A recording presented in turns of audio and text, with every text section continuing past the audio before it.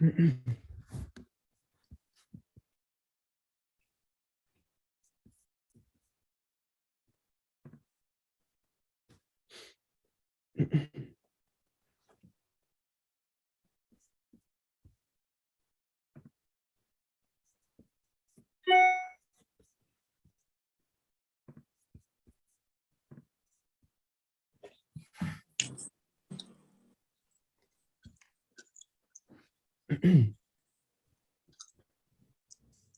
so they'll be coming back in the next 10 seconds.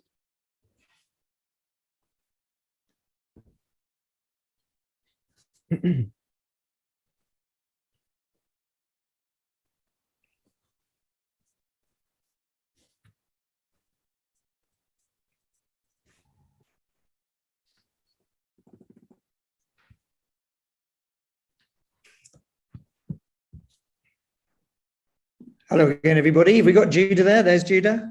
Welcome back. Apologies for those that feel like you've been pulled from some kind of like sci-fi time travel thing from one reality to another reality. That is actually what's happened. We are mastering time as well as social impact here. But you've got an opportunity both after the session now. We're going to keep the breakout rooms open after we hear from Justin to do some more Q&A, and then also at the 5 o'clock event as well. So if you feel like your questioning time has been curtailed, don't worry. You're going to have more time to grill and deep dive and get into the real nuances of this project, because it is a challenging area and there are lots to be able to share and understand about that space. So thank you all. I'm going to invite Justin, if he is out of that room now, to share with us some of his thoughts. Now, just to give a little bit of context as well, I didn't really introduce Justin properly, and he's been involved in just lots of amazing things, which is part of the reason why we wanted to invite him here as well. But also he set up the Center for Complexity at Rhode Island School of Design, and it's a space where very much, there are a lot of aspirations of our Social Impact Challenge Lab of working with some really big issues that are around society, and doing so with a long form lens. So Justin, please feel free to jump on here, and also feel free to just share some reflections. I think we're going to have some time after you speak to open it up for some Q&As, but also feel free to share some reflections. I know you've been jumped into one of the rooms as well, so the stage is yours, my friend. How long do I have, Judah? Well, I've put in the session 23 hours, so as long as people are in it for the long haul. We said long haul and legacy projects, so we made up by that. No, we have 20 minutes, so you can dance within that time and cut it to suit.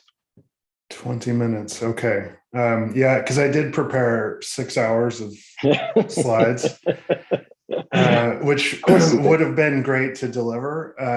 I mean, I think one thing we could do, Judah, is we could have a conversation, but I could also do some introductory, just show a few slides to kind of describe RISD a bit and the Center for Complexity and some of our sort of frameworks. Just on reflections, I thought the projects as a whole were really interesting and unsurprisingly in a very kind of strategic space, thinking about the larger systems dynamics that are at play in this very complex system. I had the pleasure of joining the Conversation as a Practice group, and we had a conversation around the necessity of creating space in these systems that don't normally have space for sharing, for the creation of new knowledge, for creating shared language, whatever it is, and actually how careful designers or others need to be in the creation of those spaces. It's very easy to load them up with ideology while you're sort of not watching or not thinking about it. And so how you maintain a kind of professional distance, an agnostic relationship with the problem is really important. But then at the same time, you need to find ways of welcoming people into those spaces. And I think the fact that they chose, I think, a community theater in Chelsea for the first site is an interesting choice. We just last week, Judah spoke about, the need for neutrality in the kinds of spaces that we create. And while a community theater is not neutral, it's certainly not loaded with the kinds of issues that, or histories, inertia that these other spaces are filled with. So that was really good to see, and I think it's true in our work as well. So we work in a variety of problem spaces, and that includes global security. We have a big project on nuclear weapons and eliminating the threat of nuclear weapons by 2045. And what's interesting in that project is that because of the scale of change that is required to achieve that objective, we've had to create a time space of 25 years. And we've also had to create a space where we know that we're just one element of a larger mission or larger body that would have to work in common cause to remove nuclear weapons as a cornerstone of an aged and outdated global security system.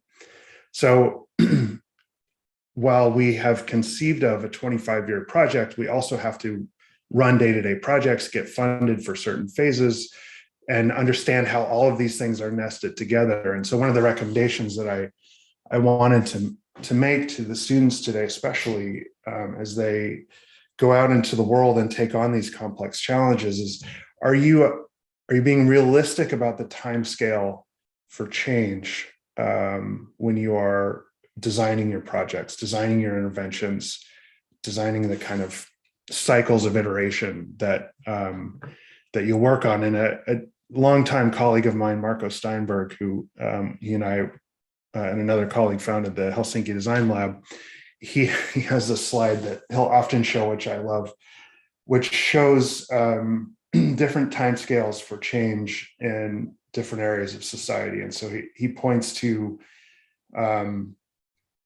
social justice and racial justice in the United States, a project that started a long time ago, but it was in the signing of laws in the 1960s that it really had sort of a political support. But of course, this project is still, as we know, ongoing, and the need and change is completely unmet some 60 years later. So there's a massive timescale in that change. But then he'll even, in the slide, he'll show in other areas, he's from Finland, and there was a huge public process to rename a metro stop in their metro system. That process took 3 years, right? Just to change the name of a metro stop.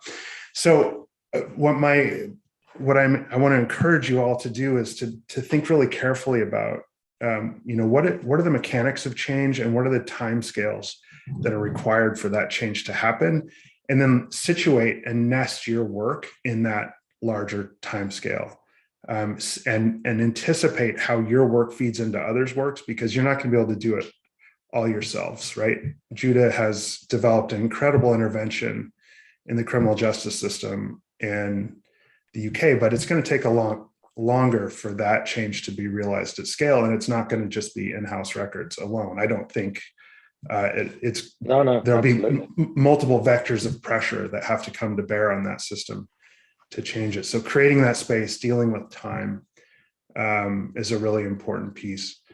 I also, and Judah, just shut me up if you want to, because I can yammer on this is great. A while. Yamming around is exactly what we do, so thank you. Okay, good. Another project that we're working on is around the opioids crisis in the US, as it's commonly known. And what I wanted to talk about in the context of that project is the need for humility on the part of the designers as we enter into these problem spaces. there's a lot of reasons for that humility. One of them is that it is the risk that we might make or participate in what we call in the center epistemological errors, that is, errors in how knowledge has been constructed around an issue or how you have come yourself to understand an issue. So practicing a kind of epistemic humility, recognizing the limits of your own knowledge, but then also being very careful to decide that a designer is needed in that problem space. And that's what we, in our project, we had the luxury, and I recognize this isn't true for others, but we had the luxury in that project of sort of sitting on the sidelines for 6 months with the mindset that there's actually nothing, there's not value that we can create in this problem space, which opened us up to see more clearly, I think, the system as it is, not how we wanted it to be or how we wanted to interpret it, which is always going to be biased by the fact that you're a designer, you want to intervene in that system, right? And that shapes how you come to understand it. So, we spent that 6 months, first of all, showing up. It's critical. It's not just going out once and doing field work once. It's not just going to one event or one group. In our case, not just going to the governor's task force, which is the kind of preeminent body to work on this crisis in Rhode Island. It's showing up at multiple layers of the system and doing that repeatedly and seeing how these conversations are evolving. And time is a big factor here too. So as we were sitting on the sidelines figuring out, do we enter this problem space? The crisis itself was evolving. COVID was changing. Lawsuits in the United States against drug manufacturers were changing the dynamic. Deaths and overdoses were increasing dramatically. And so the problem space itself is changing as we're beginning to develop our own understanding. And so that time piece, that clock speed piece of you developing expertise or some level of expertise and confidence as a designer versus the clock speed of the problem space itself and how those change, those are often mismatched. And so we had to find ways of compensating for that. But at the end of that 6 months, we felt that there was a place that we could enter and provide value in the opioid crisis. And that was to create space, just like the conversation, this practice group. And I think these other projects as well. And then the question became, how do we create space? And that we did in a variety of ways. We're still doing right now. But those interventions, so to speak, studios and other things have accrued to now an initiative that we're launching, which is called the Zero Harm Initiative, which if you understand how care is provided in the United States for people who use substances, it's harmful to them, it's harmful to the care providers, it's harmful to their families. There's a lot of damage done by that system. And so our objective with this initiative is to figure out how to design a system that's healing in nature and restorative to the dignity of people that are caught in this system because their biology, inclines them to become addicted, just like all of our biologies do. And so what's been interesting about that, the Nuclear Weapons Project started with a title and a time frame and a lot more infrastructure to it. We're partnering with, in that case, a really important nonpartisan think tank in Washington, D.C. and another group out in California. And we had to have those pieces in place. But with the Opioids Project, we sat back and tried to figure out what is needed in the space. How can we provide supports to this community to evolve their practices, to speed up the transition or translation of research into routine practice. And now that's come to that place where we have something that has a title, has a direction, and is going forward. And I think that's kind of aligned with your experience, Judah. Yeah, I mean, literally, as you were sharing, there are these really interesting tenets around time, different to maybe the application of service design in other arenas. When we look at social change, there needs to be the other paradigm, the humility to say, maybe the thing that I'm involved in, I won't actually get to see the real impact that this is going to be part of. Maybe that's for another group and another cohort and possibly even another generation to be part of. So that time and humility paradigm, but also that really interesting thing that you're saying about maybe we also should challenge ourselves not necessarily to look for the problems in the area, and maybe to not always have a kind of that deficit approach of like, what's the problem?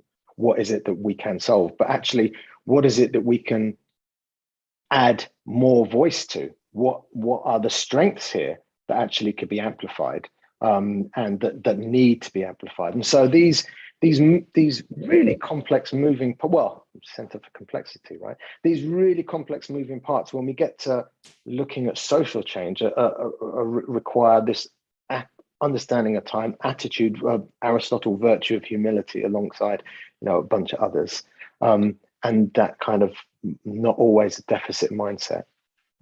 Yeah, I agree fully. I think it's hard. On some level, we all want to see ourselves as agents of positive change. And so that script is running in our minds, and we're being trained to act on that script. But a good outcome might be that you don't actually get involved in a problem space, and that's okay, right? I mean, that's a good practice of epistemic humility in my mind, is being prepared for that scenario. Also, I would say, to your point about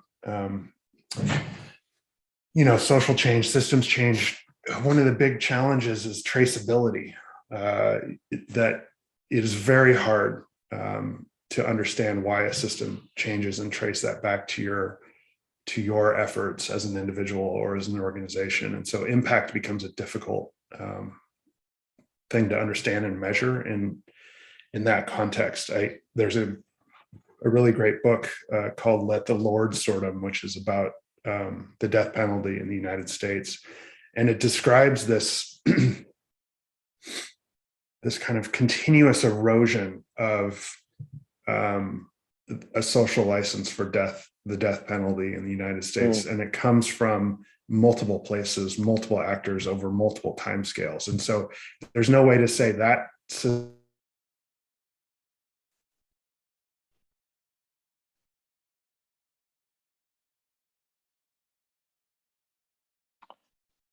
We're just frozen for a second.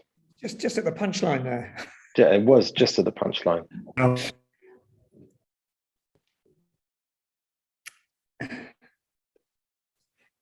sure the transatlantic cable will restore itself any moment.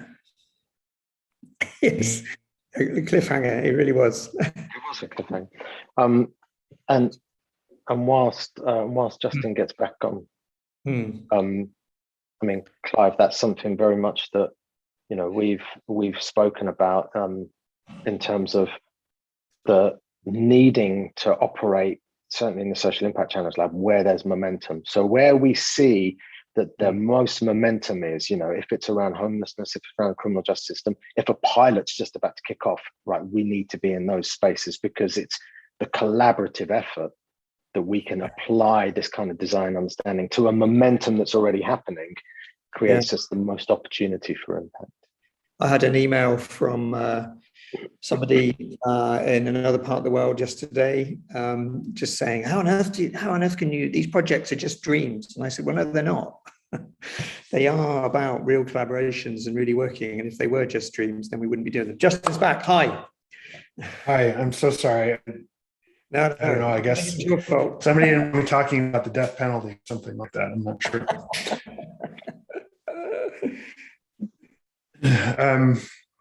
So I don't know where you lost me. I was just talking about how that system was eroded, but and it was eroded. But eroded. It was eroded. But I think you were just about to sort of like make that the point of coming out of that. But it's eroded. It's what is your definition of design? A conversation across and distance, Space, and culture. time, and culture. Yeah, so we're missing some of those elements. So we lost the conversation piece. You know, I don't know. I have maybe a couple more things to reflect on, Judah. Please, please. Just to go back to the time piece, one of our projects is with the University of California, San Francisco Medical School, and we're working with them on a health equity project. And obviously health systems are under enormous pressure right now. We see consistently across all of our work that in all of our domains that the work of systems change, nobody's full-time job. And so it's always done in the margins. And unfortunately, this work is really hard. It takes a lot of time and effort. I think one of the questions I asked the conversation as a practice group is, how much time do you spend designing the engagement versus the actual engagement itself, right? It's an asymmetry there. Even as you get very good at this kind of thing, it just opens up more avenues of design that are necessary. So, and this was true in the opioids work as well. You know, there are people that have urgent and real demands on their time. People's lives are hanging in the balance. And how you pull them aside to work on this longer systems change problem. There's a lot in there to think about and be careful about, because if they are not delivering services that are absolutely necessary to their communities, that means those communities are suffering most likely as a result. So how do you sort of find that? How do you approach that ethically? But then how also do you just create enough time to build the conditions between people where they can create new knowledge about the issue that they're working on? And honestly, it's not something that we've cracked yet. I think it was easier in the before times when we could bring people to RISD, which RISD as a campus is an incredible kind of pedagogical tool. It flattens, ego and expertise in really useful ways. We don't have that now, and I don't have the replacement for it. But I just want to issue the warning again on the dimension of time that it is so hard to get to carve out the time necessary to do this work. And something we used to say all the time in Helsinki Design Lab is you can't do systems change in your spare time. And that is absolutely a fundamental challenge that we're up against here. But we've also seen progress. So, I don't maybe have the answer, but I can say that if you're aware of that and you're careful about it and thoughtful, you can make progress. And so actually, you're kind of beginning to answer a question that Serene has just thrown up, and I think we can open up for some more questions as well. But Serene's asked, student projects typically last a couple of weeks or months. However, we know that's a short time to try and solve more complex systemic problems. Would love some advice on how we can better scope our briefs such that they can still enable and or create impact, and yet won't just be another stopgap solution that would end up in a service landfill. The service landfill. Service landfill. It's a place that I visit regularly. Yeah.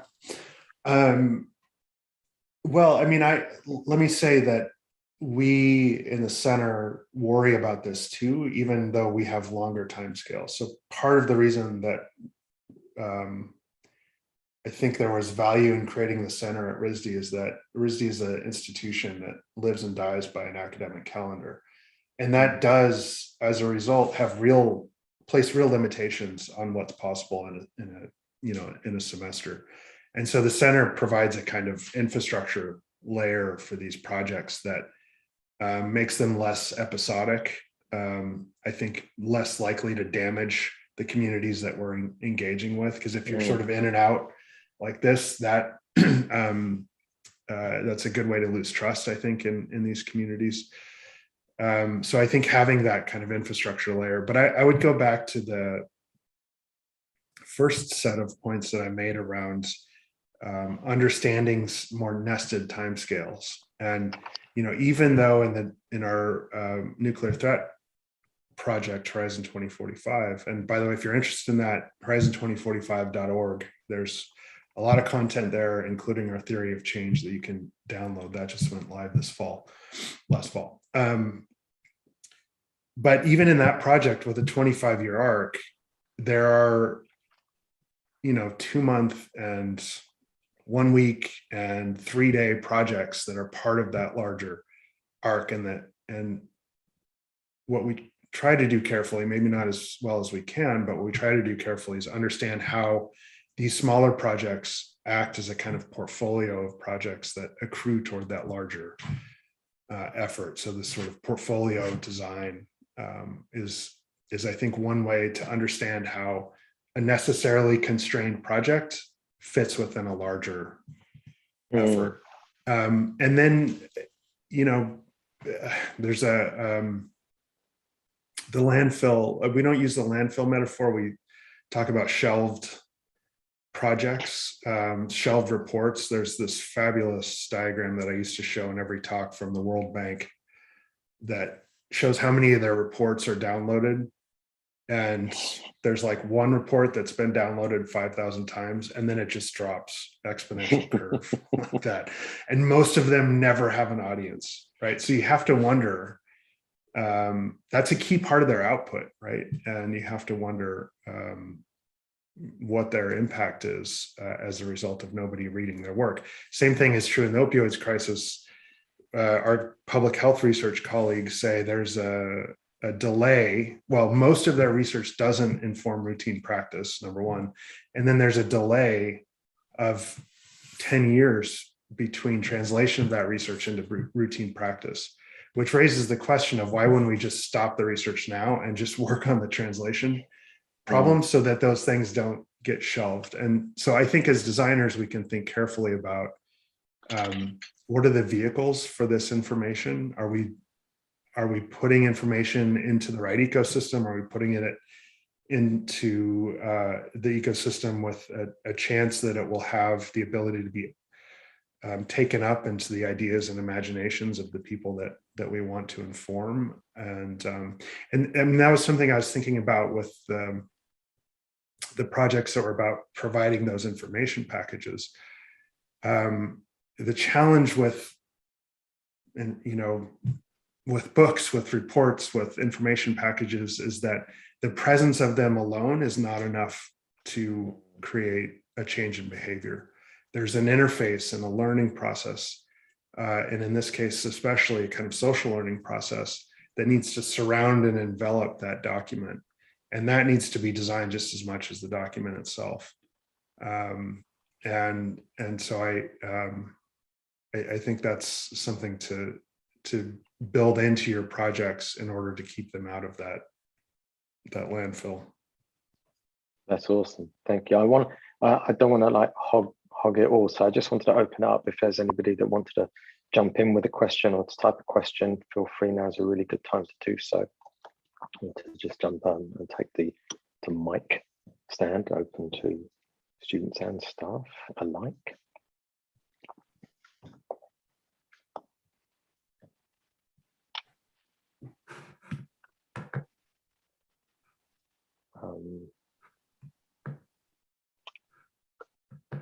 So this is from Jedi Makepeace.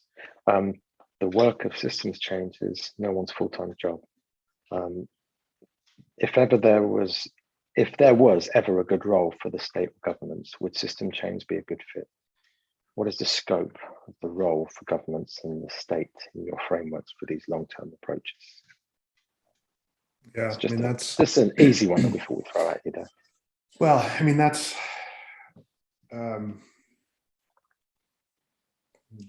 what we were doing with Helsinki Design Lab, and that's what groups like States of Change and Danish Design Council and so many others are working on, is the public sector element of this. But I think again that the encounters that we faced around the artificial bounding of problem sets and therefore then the building of the construction of ministries around those artificial boundary of problem sets makes it very difficult for governments to play this role as well as one could hope. And so, you find inspiration in things like Kim Stanley Robinson's Ministry of the Future, which has this sort of idea of a scope beyond our very narrow ways of organizing government and understanding the problem sets that we're working on. But I see progress in that. I mean, in the US, I think at a federal level, we're far behind. At the state and mostly city level, there's more interesting things happening. But there's much work to be done there. And I always think that governments have the most interesting problem sets, and part of what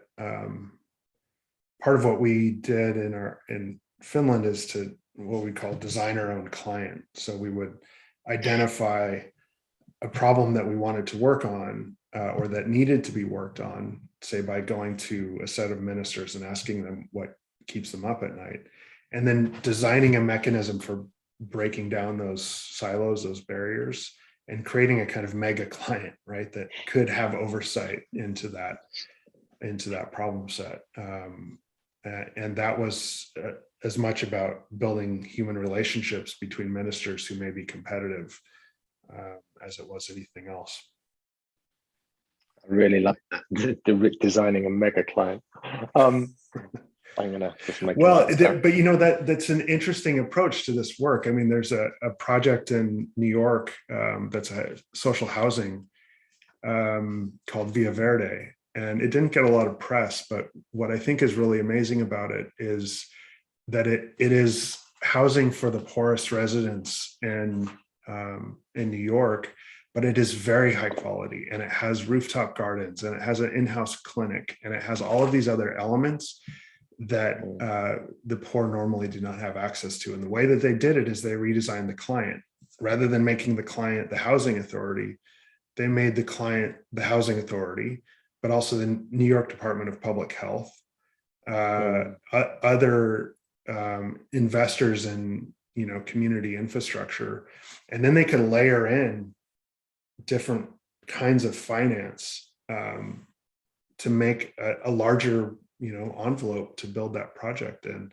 And that's a simple play in a way. It's just breaking down those, or ignoring even those public sector silos, and saying, look, here's a problem, let's treat it as such. Now you guys fit your logics to it rather than us fitting our logic to it. And almost nuancing the shift within that state without actually forcing it to happen, but challenging it through providing a provocation in terms of that. So a question from Catherine. Justin, you talked about the importance of understanding the mechanics of change in a system. Could you elaborate on this? How can we approach this understanding process? What should we look at? Yeah, another easy one. I kind of regret saying that.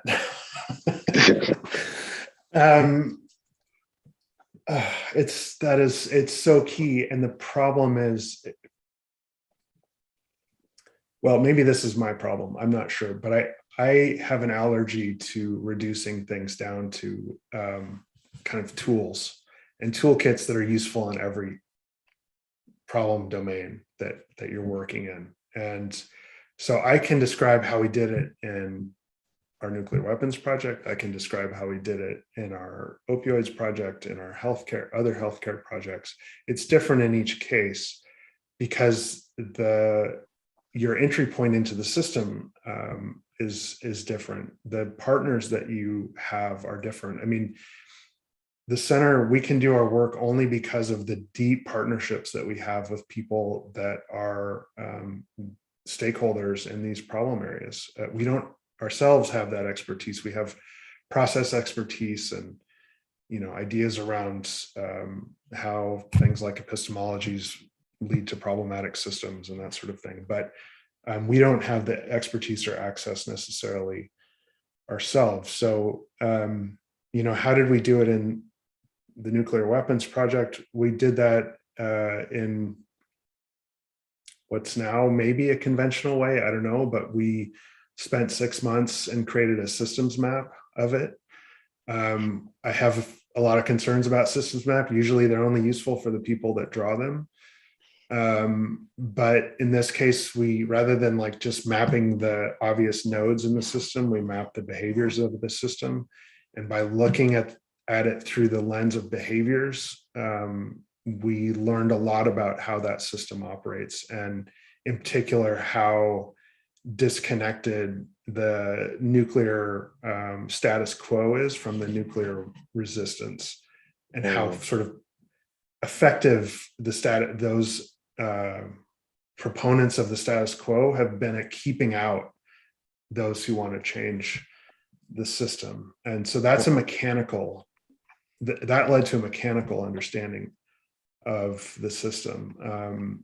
And, you know, right now we're in the process of figuring out, does this systems map become a kind of piece of public software that many others beyond us can engage? We don't know if that's the answer yet, exactly, or what shape that would take.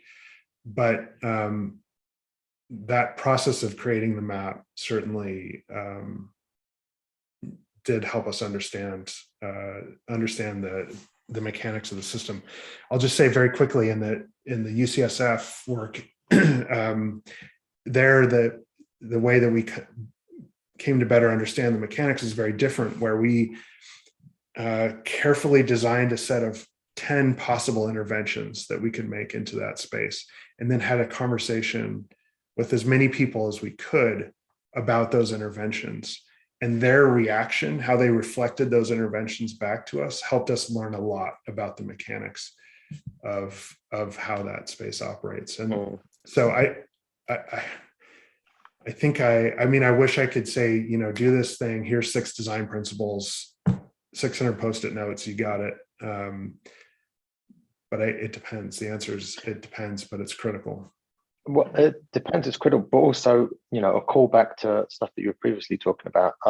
So an approach with humility, an approach with understanding actually what element of this that I'm doing is going to contribute to the bigger part of that, and potentially even, you know, that the shift that you were talking about earlier, which is that kind of agnostic approach to tools, you know, that you take whatever there is, or maybe none, or reiterate.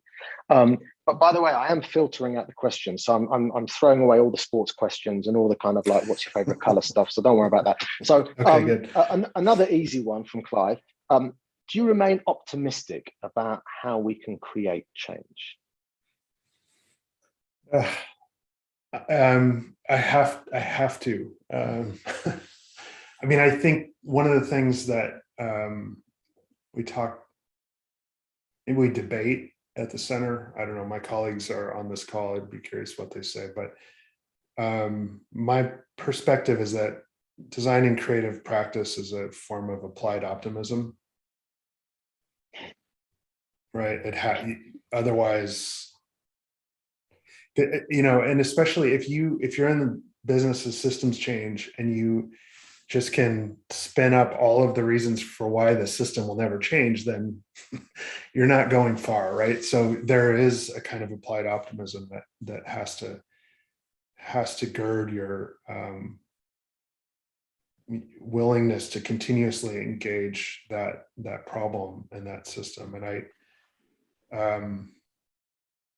you know, I think that's sort of behind, I mean, the idea that we would spend 25 years trying to strip out this centerpiece of a security architecture that is way past its sell-by date, but is still very central, is kind of crazy. It's really audacious. So I think we have to be optimistic to do that. But it's necessary, because since the Cold War, end of the Cold War, the field that has studied this and tried to promote disarmament and alternatives to deterrence theory and other things, there's marginal gains, but the system as it is still very much intact, and it's collapsing as a result. It's not, I think, unfair to say that. Funders are pulling out. So so yeah, to say that we can take a different approach, that by linking this issue up to the other existential threats that humanity faces, understanding how, eliminating nuclear weapons can be a kind of dress rehearsal for humanity's passage through the Anthropocene to whatever comes next, those sorts of things. That requires a bit of optimism, I think. But it's tough. I mean, Clive, my challenge here is that my worry about the political future of my country comes in then and collides with that optimism. And so I don't know, those things they get mixed together. Yeah. Thanks, Justin. That is brilliant, and thank you. I'm always looking for ways of girding my willingness, and that's really good advice. I am aware that we have people that have tuned in for well over an hour now, and I'm also aware that you've probably got another 14 lectures to give Justin and 2 studios to be able to do before lunch.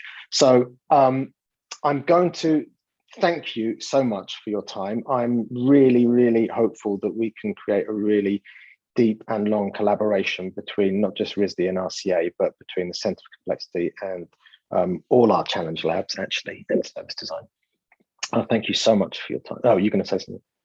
No, I am too. I mean, I started building a kind of talk for this that was titled "In Service of What Design," and I think there's a really interesting way to what end are we designing services?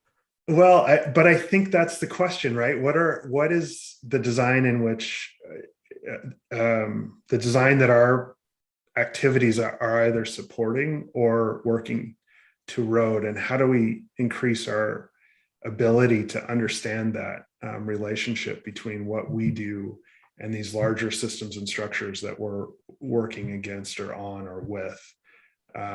And so I think there's a tremendous amount of potential to continue that conversation and learn from each other. And I think we've got 2 great organizations here that are about the same size, not that much different. I'm not putting my arms up. Come on, don't leave me hanging, brother. Okay, Judah, oh my fine. Goodness, you did it! After 2 years of trying. I feel so cheap. I have to leave now. I'm sorry.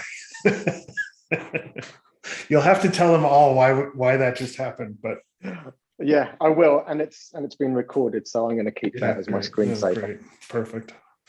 Thank you. I'm gonna hand over to Clive, our super suave MC. Really, really fantastic, Justin. Thanks very much. I'm just going to wind up very quickly and share my screen just to remind everybody that there's this great website, RCA Service Design. You can see all the projects there, and even more than that, on each project, you'll see you can set up a quick conversation. I was going to give you a tour of the actual site so that you could see it. You can go onto the challenge labs and then click into any of the students and actually talk to them. I might do that once I've got these slides out of the way.